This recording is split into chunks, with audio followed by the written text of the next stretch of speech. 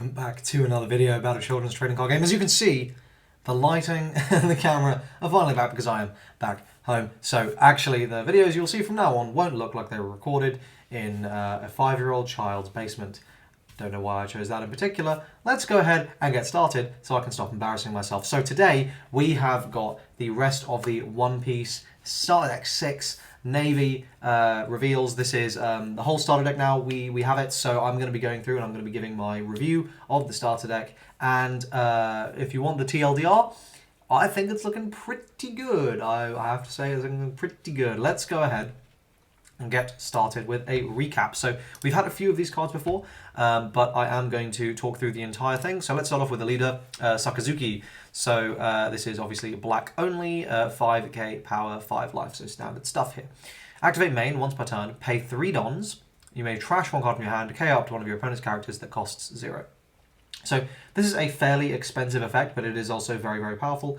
Removal is very good in this game, like very, very, very good. And I would say you should be looking to use this ability maybe once or twice in a game to just remove those really key pieces of your opponent's board that basically cause them to fold.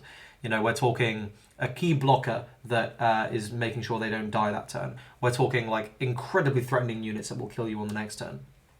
You know, so generally speaking, we're going to be looking at the bigger things or very cheap blockers, which is very good because I would say this card is only not amazing in that middle range. So we have the context of the leader then. Let's go ahead and talk through the cards. We'll start with the 1-drops. So first we've got this vanilla Django. And I'll also say now there are a couple of vanillas that aren't yet on One Piece Dev, which is Momonga, the 6k, and Full Body, which is the 4k. But I believe everything else is on there, so just some vanillas. They're all going to get cut from the main deck anyway, so it doesn't really matter. Then we got Kobe. So this is 1-drop 2k. On play, you may trash a card from your hand, KO up to one of your opponent's characters that costs 0. I personally feel like this isn't really going to see any play. It's, you know, if you actually play this card, like it's doing nothing for you. At the moment, it doesn't seem like there's any way that the Navy trades like bodies on board for bodies on the opponent's field in any way, so you're not really incentivized to be playing this little dude. If there's a lore style black leader eventually, then yes, this may become good, but until then, I would really rather just use the Sakazuki ability because this is basically converting 2 dons into like an extra card from your hand, and at all stages of the game you would much rather have an extra card in your hand, so yeah, I don't think Kobe is very good. However, card that is very good is Smoker. So this is one of the SRs from the deck, 5-drop 7k. So let me first start off by saying that this is vanilla tier stats. So anything that this card does on top of this is absolutely just gravy. It is already really good. And at this level, 5-drop 7ks, those are already seeing play in some capacity in fully complete like tournament decks, right? So it is not unreasonable to expect that Smoker will actually see a hefty amount of play off of that. And the first effect, this character cannot be KO'd by card effects. So basically the only way to remove this card is either attacking into it or bouncing it. And blue, whilst it can bounce it, you know, it would be basically all of its removal. So this is basically, this is an L. If you go up against like Blue Croc or something, you are just taking an L with this card. Everything else, which is most of the meta, is not going to have a very easy way to remove this. Green can't KO it because it's rested or whatever. And then it also has the ability, as long as there's a character that costs 0 in play, this character gets double attack for Don 1. So you'll be able to swing in with 8k with a singular Don in this, as long as there's something that you've reduced the cost of on your opponent's field, and this guy is very threatening. I think the idea here is obviously you play it the turn before, it's a 5-up 7k, it's gonna be safe, more than likely, unless you're against blue, like it's gonna be safe. And your opponent just has to let it sit there, they can't do anything about it, and then you're gonna pressure them, potentially with 2 of these even if you set them up over a couple turns, and just start slamming in with double attackers. That's going to be very, very scary. So I think Smoker is going to be a really key part of the black deck. Then we got Sengoku. This is a 5-drop 1k counter. So I will say the only downside about Smoker, obviously not having counter, which is where it isn't quite a vanilla. But anyway, when attacking for this turn, you get give -4 cost to one of your opponent's characters. Obviously that's very, very good. The downside here, this doesn't have the same protections that Smoker does. Its stat line is worse. And it is a when attacking, not like a when play, so you need to keep it alive for a turn. It's also not particularly big. It's susceptible to jet pistol, not red hawk, to jet pistol, and to like a Robin Otama combo, for example. So there's lots of ways to remove this guy without you getting any value out of him. But that being said, if you are able to get value out of him, -4 cost is going to enable you to remove basically anything you want in the game. However, I do think when it comes to the final builds of this deck, this is probably not going to be more than played more than a couple of copies, just because I do think it's a very hefty investment for something that you do need to get an attack with, and it's not like you're getting a massive return on those stats for keeping him around, right? Because you're getting incentivized to keep him around. If Sengoku was like, I don't know, a 5-drop 7k, I would be far more interested in playing him at high counts. Okay, then we've got Tsuru here. There's a 2-drop 2k blocker. So we've seen these are fairly popular. Remains to be seen how popular they'll be with black running around, but yeah, nice option to have. Okay, then we've got Hina. This is a 3-drop 5k, so vanilla tier stats.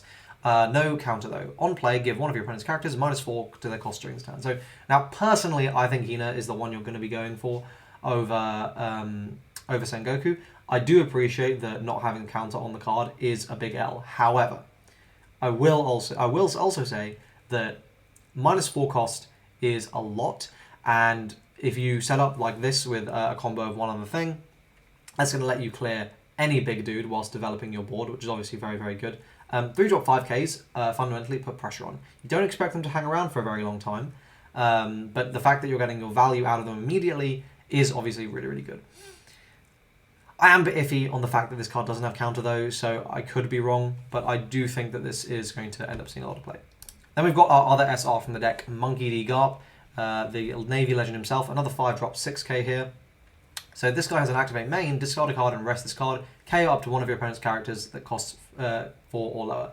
So this is actually a very, very interesting card because actually this is going to be live all the time. This in combination with any of your units that are only doing or any of your events or any of your units that are only reducing cost by a little bit is suddenly threatening the vast majority of cards in the game. This in combination with a Hina is threatening basically any relevant threat, like, you know, the big ones are like Douglas Bullet or Kaido, the really top end of like stuff you're going to be seeing, Doflamingo, like if anything you actually will see in a game, 8-drop kid of course, this threatens, which is obviously amazing. You do still have to discard a card, but obviously, and then you have this card being vulnerable as a 5-drop 6k, which does suck, but unlike Sengoku, you can use it on the turn you play it. Also, unlike Sengoku, it doesn't have any counter, and I think that's been the really big problem so far from what I've been seeing with these reveals, that the cards that I'm seeing and I'm going, yeah, I mean, this is the kind of powerhouse that's going to let you really use the Navy abilities to the fullest, don't actually have counter. So a lot of these cards that I'm saying maybe aren't so good, you may end up seeing more play just because they actually are giving you those defensive capabilities, which you're going to need. Then we've got a vanilla 3-drop 5k here in T-Bone. Okay, now we come on to the events and then finally the stage after that. So actually, let's talk about the stage first because this is it's been a while since we had a stage in the game and this is our third one. We've got Marineford. So 1-drop stage. On play, give up to one of your opponent's characters -1 cost during this turn. So on play, it's paying for itself in a way. Like, it's not amazing, but, you know, that's going to let you potentially threaten, you know, if nothing else, if you're really desperate, you can use this and Sakazuki to, like, clear a small blocker, right? However, activate main. You may rest this stage. If your leader has a Navy type, give up to one of your opponent's characters -1 to their cost during this turn.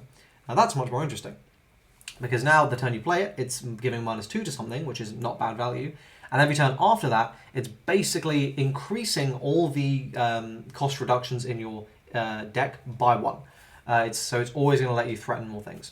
Now, it's going to ultimately come down to how often you actually are edging and you need that exact additional 1, or how often you're just overcommitting.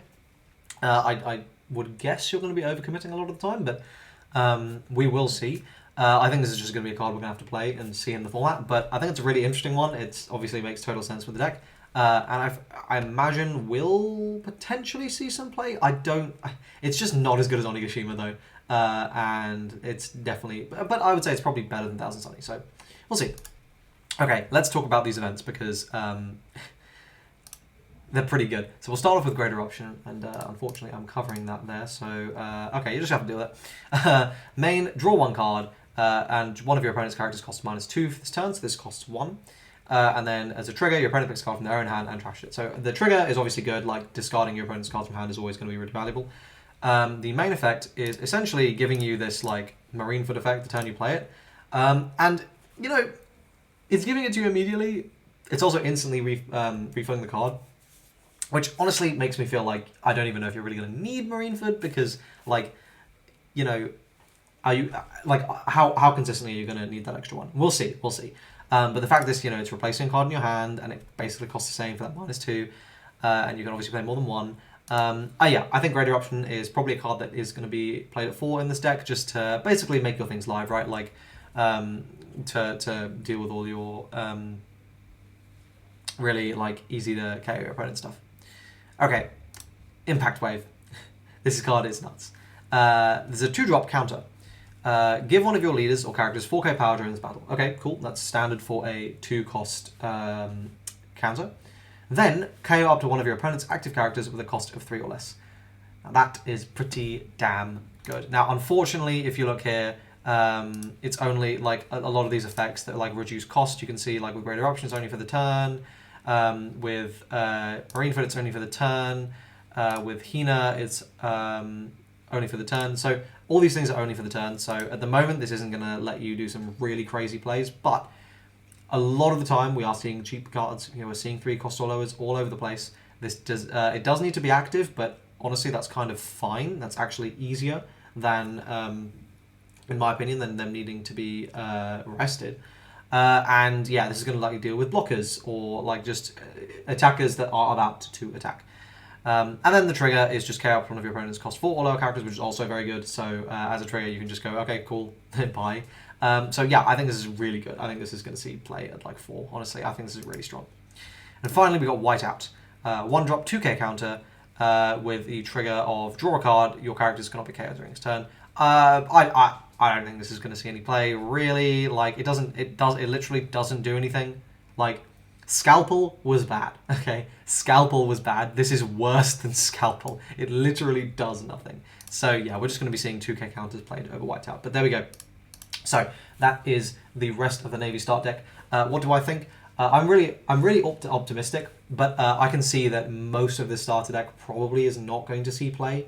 I'm also not entirely convinced that the starter deck would do very well matched up in starter deck only games against the other starter decks. It feels like it doesn't it's you know, it's, I feel like you've got to establish a board and then combo to like clear opponent's big things, and if your opponent's just shitting out massive stuff like all the time, contesting it may be a little bit difficult, but you do have really high stat value, I will say. Like in this deck, you know, you've got like, for example, like Smoker, this card just gets to have vanilla stats for no reason, which I think really will matter. So we'll see exactly how you end up needing to build this deck.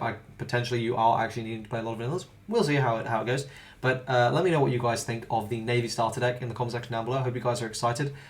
We should be ramping up to set 2 card reveals starting really soon for One Piece, so I hope you guys are excited for that. Please do like the video and subscribe for that kind of stuff. And obviously, if you're interested in Gate Ruler, Battle Spirits, or Lorcana, I also make videos on those, so please do subscribe for that as well. But that's enough for today. I hope you guys enjoyed the video, and I will see you guys in the next one. Cheers.